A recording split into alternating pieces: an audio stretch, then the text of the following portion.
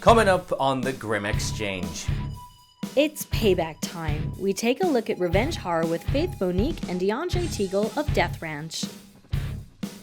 And we dissect the story of a web series gone wrong as we review the sci-fi horror Assimilate with Anton Bitel. And we get a little teaser for our Q&A with the people behind The Deep Ones. This and more on today's episode of The GRIMM Exchange.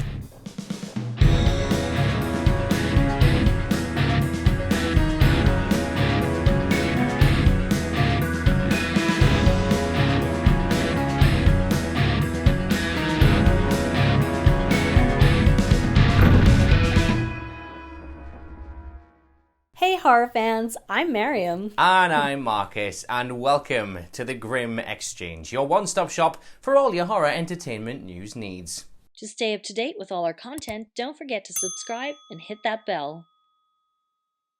Movies, games, television, what's happening in the world of horror? It's time to check out our latest horror headlines.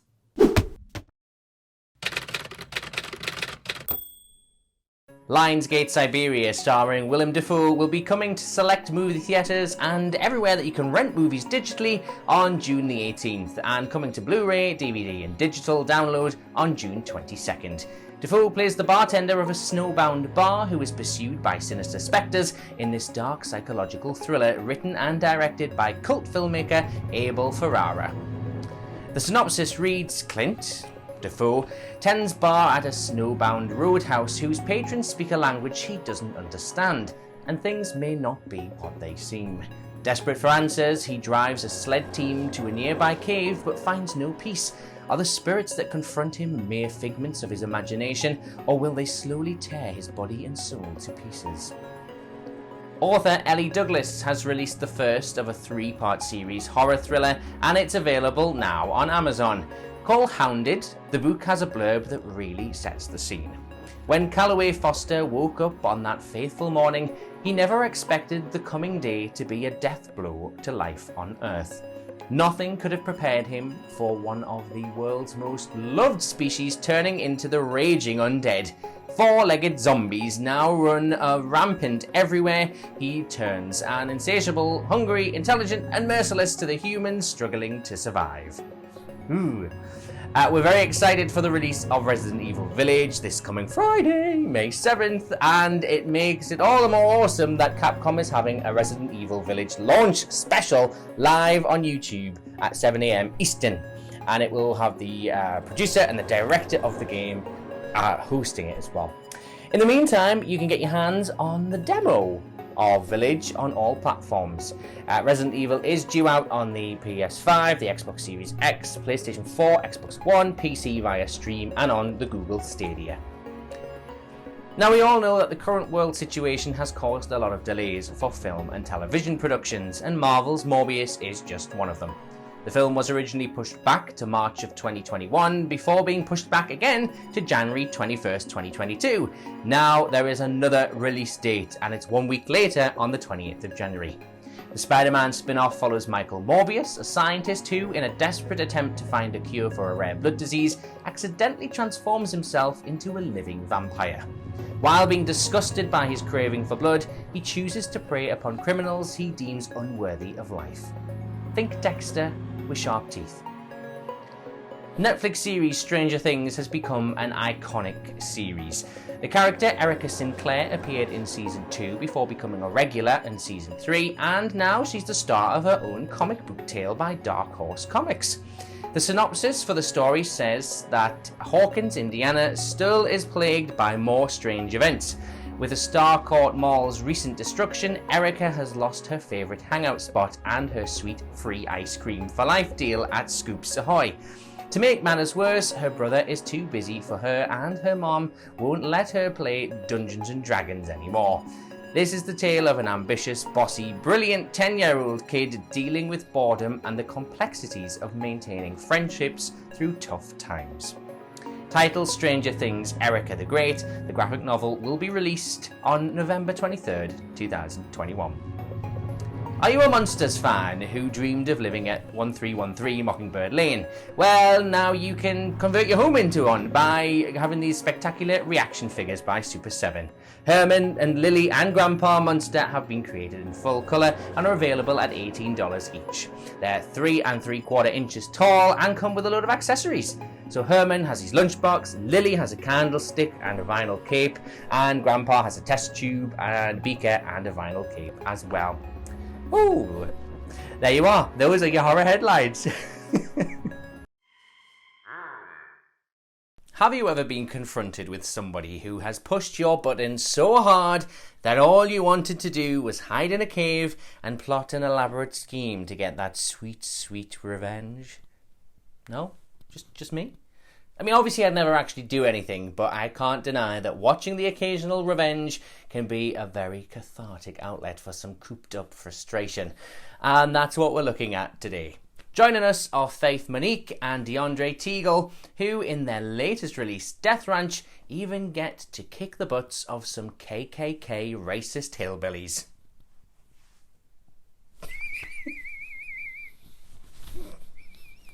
Bashful? Warning: the next segment contains spoilers for the following films.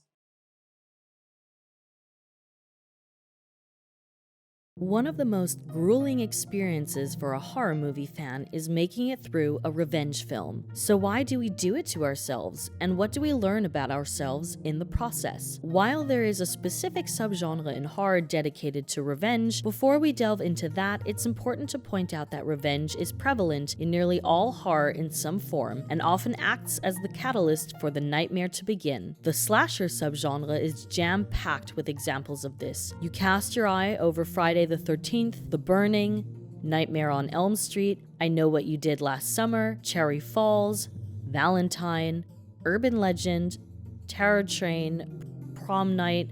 We could go on and on. All these films use a familiar formula. A prank goes wrong, someone is killed accidentally, and a horrible act goes unpunished, so a victim or relative returns to get justice. In these films, revenge is not actually personal. The killer is often deranged and misguided and simply hell-bent on a killing spree. Thus, we don't take it as seriously as it becomes, dare we say, fun. We don't root for the killers, well, not all of us, so our sympathy is with those being hunted. This changes when we take a look into the specific genre of revenge. Faith Monique and Deiondre Teagle play the protagonists in Death Ranch and give us their insight into what kind of revenge films we are drawn to. Something that makes a good revenge horror film, I think, is whoever the writer and cast and crew being able to show that human emotion, because we as audience members have to be invested in their reasoning as to why they're seeking revenge, right?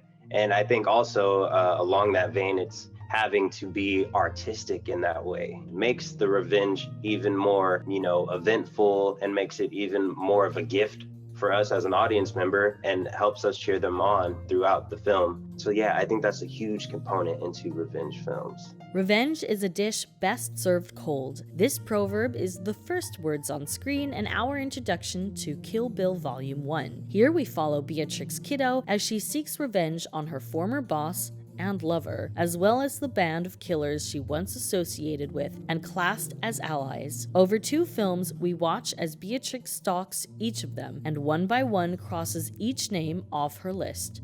Through flashbacks, we are shown her reasons for doing this, and as we learn the details in which she was double-crossed, we become more invested in her success, rooting for her to accomplish what the title of the movie promises. Her revenge is affecting a particular set of morals ingrained in ourselves. Normally, rooting for the killer is the opposite of what we should do, but we empathize, and we, like the main character, want justice. You put yourself in the character's shoes.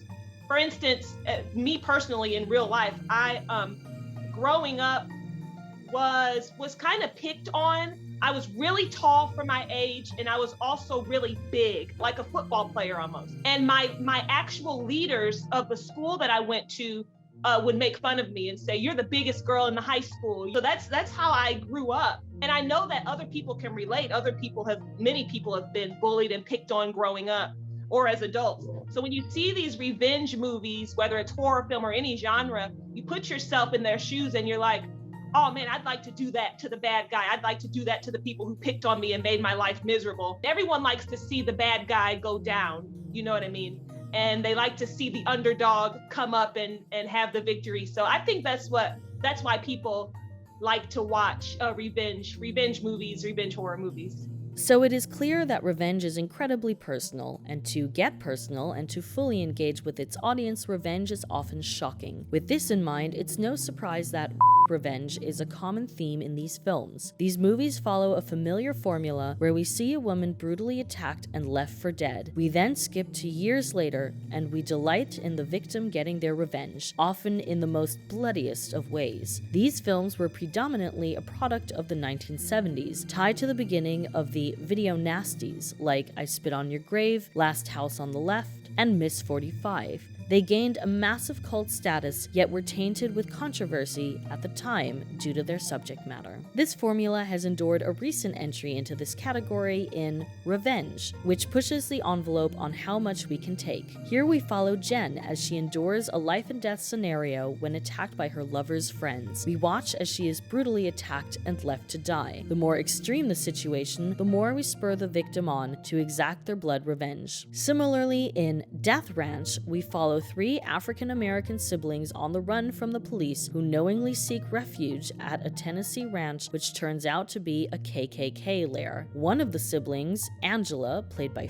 Monique, is caught, and we are made to sit through a very tragic, graphic, unsettling assault scene. She is then saved, and what follows is an epic series of bloody revenge. We delight and cheer as these monstrous clan members meet their demise. So what was it like for Deiondre and Faith to play the revenge seekers in Death Ranch? It's cool for us because of the subject matter within our film. There are kind of 2 components to it. One is the family aspect, and then the other one is the, racist, unevolved, clan members. And so I think for me, I really had to listen to what they were saying to me in order to get, a real deep personal connection to it. Now, obviously it's easy for us to connect to that because we're Black and we've experienced racism. We both grew up in the South. So it was kind of, it was easier for us to tap into that. And I think that's what made it a little, cathartic in a way, to be able to, act out, some things that may have been going on in our mind, now obviously not to the extent of what we do in the film, but, just being able to tap into a source that is already there for us genuinely, and organically, and to be able to bring that out. Playing in a revenge horror film, it was amazing because as an actress, you're not just acting, you actually become the characters. Playing in this movie was great because it was real to me. I became Angela Cobb, so it didn't feel like acting at all, really. But revenge doesn't always have to be acted out because something that has happened to you personally. It can be on behalf of someone you love. Dead Man's Shoes follows Richard, an ex-soldier seeking revenge on the men who tortured and killed his younger brother Anthony, who had learning disabilities. Guilt is a key element to this film. As Richard takes down these men one by one, he is accompanied by Anthony, but only at the end do we find out the truth of what happened to him. So for the majority of the film, we are torn as to why Richard is targeting these bumbling drug dealers. A cinematic device where, again, we find ourselves rooting for him to do incredibly violent things without even knowing why. At the end, Richard can't even deal with his own failings regarding his brother and begs to be put out of his misery. This can be seen as revenge being a road that leads to nowhere. Another example of this is the criminally underseen death sentence, where Kevin Bacon sets out to avenge his son's senseless murder and ends up losing his entire family. When females are wronged and set out for revenge, they achieve it, and we cheer them on. When men set out on the same path, it rarely ends well. No matter how hard it is to get through initially, revenge films will always be a drawing force for audiences. While they may make us question our own morals, the delight at the justice being served is beyond satisfying. To quote Mrs. Loomis in Scream 2, "My motive isn't as 90s as Mickey's. Mine is just good old-fashioned revenge." And now it's time for that segment that brings all the bats to the yard. The GRIMM Zone!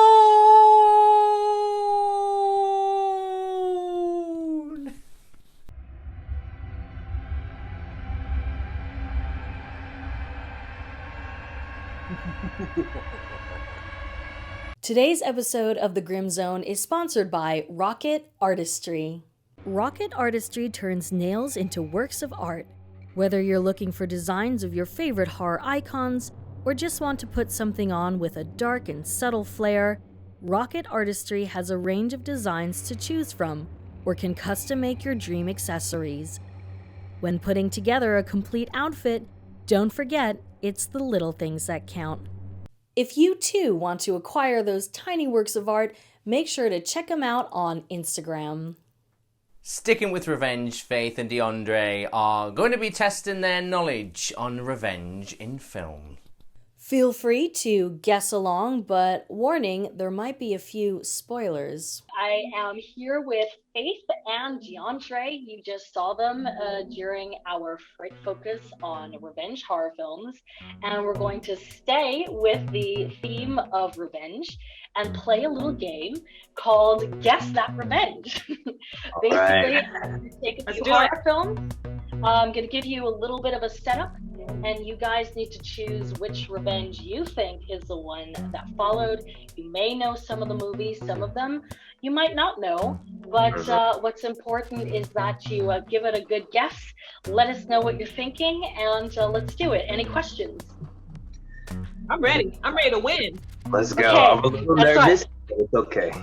They're not on the same team, just so the audience knows. So it's Faith versus Deiondre. So now you need to do your little Tekken fighting pose. Get ready. Okay. Number 1, Rings from 2017. What does Samara do to the former priest of her hometown? Does she A, drag him into the well to stay with her for eternity? Does she B, flood his house so the electrical cords shock him to death? Or C, restore his eyesight so he can see her and she can kill him for good? Okay, we dealing with priests. We're dealing with priests. Priest, holy water. Okay, I'm gonna say dragged him to the well. I dragged him to the well. That's me, right? I'm gonna say I like C. Immediately C, where she restored his eyesight so she could kill him for good. I like that one. Okay, well, the correct answer is C, because the priest was in fact blind, and she gave him the miracle of sight so he could see her and she could kill him. So for a brief moment he wasn't blind anymore, and then she destroyed him. I know, vicious. Talking about revenge. Okay, the next one is also pretty vicious. We're looking at the film Hard Candy from 2005. So when the protagonist and young vigilante captures the very, very bad man, there's certain words I'm not using because it's going on YouTube, that she traps through the internet, does she A, give him an operation of the snip snip kind? Does she B, post incriminating photos of him online against his will? Or does she C, invite a gang of teenagers to torture him in the abandoned house? Okay. I'm gonna go with I'm gonna go with the old snip snip. Yeah. So before I give my answer, what can you tell, what did he do to her? That is a good question, and if I answer that honestly, you would know immediately what the answer is. This is crazy. I actually chose A also. Well, you could both choose A. You don't have to choose opposite answers, and you'd both be correct. You old snip snip. Let's go. Very good. Okay. All right, So, 2-1. The third one is kind of nuts. We're looking at Tetsuo, the Iron Man, which is a Japanese movie from 1989, and a classic Very intense, very loud, very weird and cool. So, and you can tell by the names of the characters. When the character known as Metal Fetishist expires in front of the character Salaryman and his girlfriend after they hit him with a car and get busy instead of getting help, how does he get his revenge? A, he misleads them post-mortem on a scavenger hunt that leads them to a truck. B, his ghost possesses metal to take over the protagonist's body. Or C, a scientist and friend to the victim makes the protagonist and his girlfriend magnetic, so every scrap of metal is drawn to them. When I say protagonist, I mean Salaryman, not the guy who was hit by the car. They're all pretty crazy, but I'm gonna go with B. I'm gonna go with B. Okay, Faith. He's reading my mind. I was gonna go with B too. I'm gonna start going first. No. Okay, that is correct. The ghost of the victim possesses metal to integrate itself into the protagonist's body, and how that goes down, y'all are just gonna have to see. You should watch the film. It's a really weird one. Number 4, Ms. 45, a film that came out in 1981. When a mute seamstress named Thana is attacked and manages to take her attacker's life in self-defense, what does she do to his body? Does she A, freeze some body parts and sprinkle the rest around New York City? B, mail bits of the body to criminals around the country to curse them? Or C, process the meat into cat food and sell it as a wholesome homemade brand? I don't think this is right, but I just like C I like the cat food. I'm gonna go with C. Ooh. Okay, Ooh. Deiondre. All right, C. That's the one I was gonna go with. I was getting mad Sweeney Todd vibes. So shout out to Steven Sondheim. I'm gonna go with C also. Okay, I am sorry that is not the correct answer. He actually distributes bits of his body throughout the city of New York. That's what she does. She just freezes some and throws around the rest. Was that A? That was A, yeah. You know, I almost picked that one too. Okay, and the 5th and final one. Okay. If we're lucky, then you'll both go out even. If not, we might already have a winner. So the 5th one is 2009, Drag Me to Hell. An elderly woman curses the protagonist when being turned down for a loan extension. How does she do this? Does she A, gift the protagonist a cursed silk scarf under the ruse of it being a sign of peace? Does she B, slip a cursed button into the protagonist's coat? Or does she C, mark the protagonist's fiance with the prick of a pen when seducing him in disguise? Right. Or the button. Come on, Faith. Slipping a button, prick the fiance, get to the fiance. That's a pretty good, to get somebody back, get their loved one.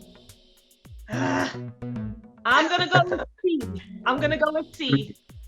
Pricking the fiance. Ow! All right, she's going with C. Okay. She's going with C. I think I should go a different route. I'm gonna go with the button. Chance. Go with the button. I'm gonna go with the button. And the correct answer is B. She slips a button into the protagonist's coat. And with that, we have officially a tie. Well done, you guys. Cool. All right. You both are fairly good at guessing revenge, because even the ones you got wrong, I am terrified to know that is where your mind goes. So, congratulations. All right, well, thanks for playing. Did you enjoy that? Oh, yes. That was so fun. Super fun. Is this the type of game you even want to score well at? I don't know. Good question. Note to self, don't buy cat food from a seamstress.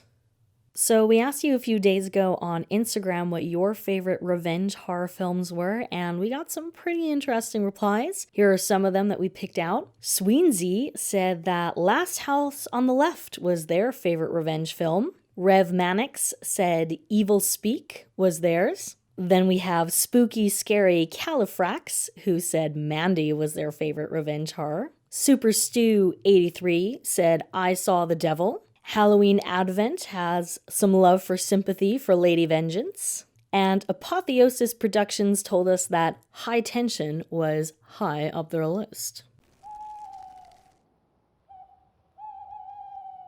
A group of teenagers decide to make a web series about their town. Generally, that's a lovely idea, only production starts derailing when they realise that their neighbours are being killed and replaced by creatures who are perfect copies of their victims. That is the premise for the horror mystery sci-fi Assimilate, also known as Life Snatcher. Here to review the film with us today is film critic Anton Bitel.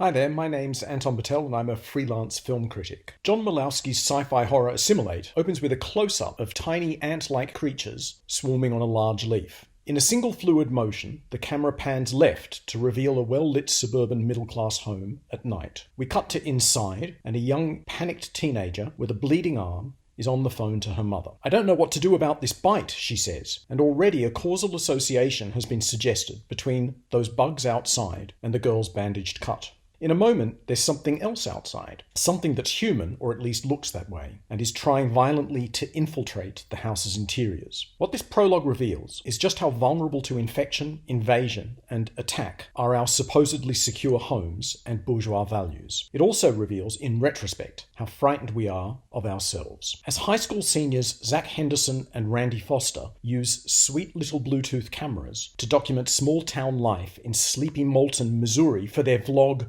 Welcome to Oblivion, they uncover much more than they expect. For with help from their increasingly alarmed friend Kayla Shepard, they capture on camera a rapid alien takeover in which the townsfolk are substituted, one after the other, by pod-born clones. In other words, this is an invasion of the body snatchers scenario. Premise is established early enough in Mulaney's fast-moving film that outlining it here hardly constitutes a spoiler. Both the film's working title, Replicate, and its final official title, Assimilate, not to mention the body-snatching business of the plot, all foreground this idea of copying, appropriation, and unoriginality. An invasion of the body snatchers lends itself to duplication. It was first made by Don Siegel in 1956, adapting Jack Finney's 1954 novel The Body Snatchers, and it was then remade by Philip Kaufman in 1978, by Abel Ferrara in 1993, and by Oliver Hirschbiegel in 2007. And it's even been reimagined by Brian Forbes' The Stepford Wives, John Carpenter's The Thing, Robert Rodriguez's The Faculty, Sean Ellis's The Broken, amongst many other films. It's very influential. So this story type, transforming Capras delusion into the stuff of paranoid science fiction, is a modern myth which plays on anxieties about identity, otherness, and societal change. Don Siegel's original invasion of the body snatchers was clearly staging contemporary Cold War fears of Reds under the bed and communist takeover. And with Assimilate, it's not hard to imagine what Mulaney, co-writing with Stephen Palmer Peterson, was allegorizing. For it was made in the middle of the Trump era, a time when, no matter what your political persuasion, at least half the polarized country's populace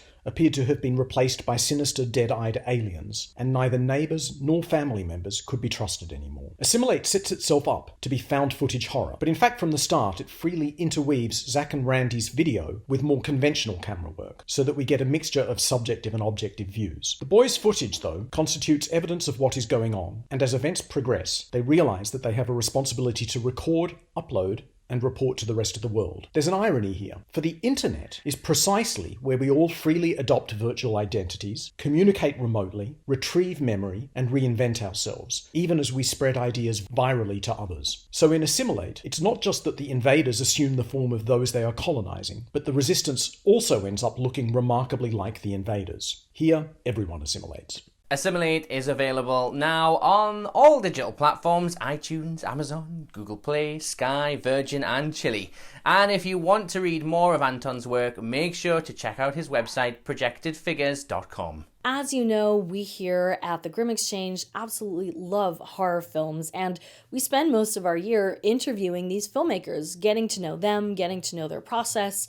And we've begun uploading those Q&As that we usually show at our festivals and want to show you a little sneak peek of each one of them during our segment. So for that, let us head down to the GRIMM Fest basement.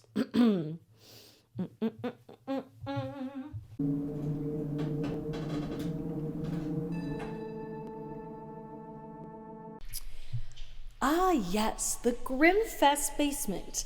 I wonder what's on today. The deep ones?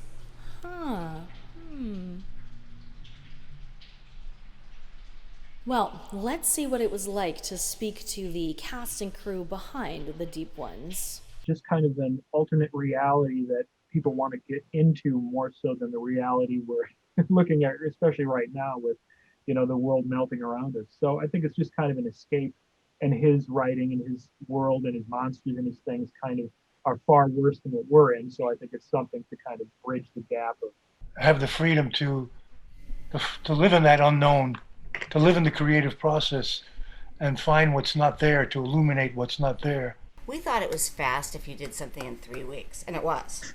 It was at a real fast clip. But now it's a long time because all that time was given to the technology that we had at the time. We had no CGI. We had, like I said, film, which is a longer process to shoot with, 35 millimeter than what we have now. It does seem silly and out of place, but I think in this case it doesn't.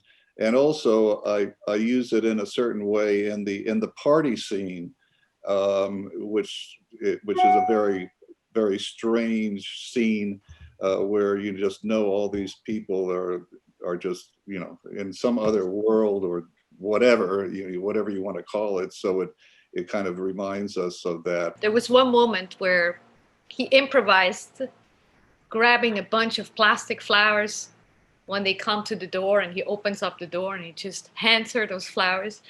And because that was improvised, maybe sometimes you might not agree with it. And so we got in a bit of a friction there, because part of the group felt like, no, that doesn't look right. And he felt like, no, this is perfect. So sometimes you get that too. I mean, most of the time it's not like that. Most of the time everybody goes with it. But yeah, there unfortunately was this one moment. So well, I'm definitely interested in more of that. So I'll have to check out the full version of the Q&A later on this channel. But until then, let's get a little tastemaker. What trailer do they have for this?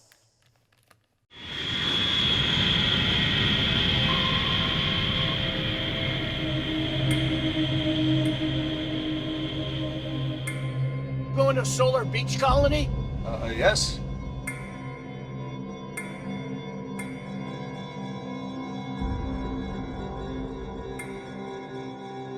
Is that a view or what? wow. That's amazing. Well, sadly, that is all we have time for on today's episode of the GRIMM Exchange. Remember to support the horror industry by watching films, playing games, and reading books. Speaking of films, don't forget to check out the marvelously morbid makings. We've got tons of short films here on our YouTube channel, GrimmFest TV, and of course some fantastic Q&As with some of the people we meet during the festival circuit. And finally, special thanks to our sponsors, Rocket Artistry. We'll see you next time on The GRIMM Exchange. Yeah.